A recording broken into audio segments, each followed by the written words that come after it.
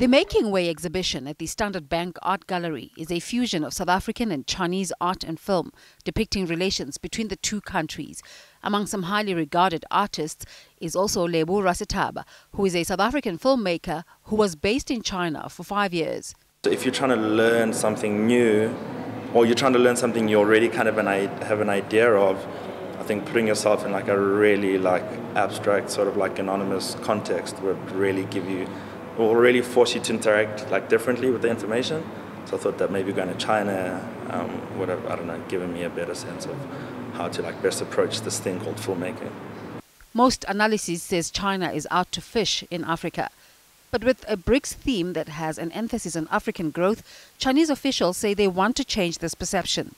China has experienced earth-shaking changes in the past, I think, 60 years since the founding of the People's Republic of China, especially in the last 30 years after the reform and opening up of our country.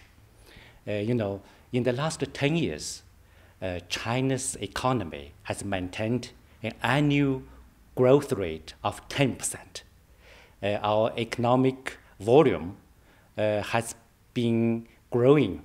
Desiree Chauke says with the growing amount of Africans going to China, this is testament that the country's strategy of global development is not only one way.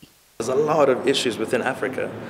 So it just really opened up the Chinese people to that. They're like, okay, so you can't just put Africans in one dormitory and expect them to get along, because within that ecosystem, there's a lot of like issues, there's a hierarchy, you know what I mean? There's a lot of things going on there. For Morning Live, I'm Desiree Chauke.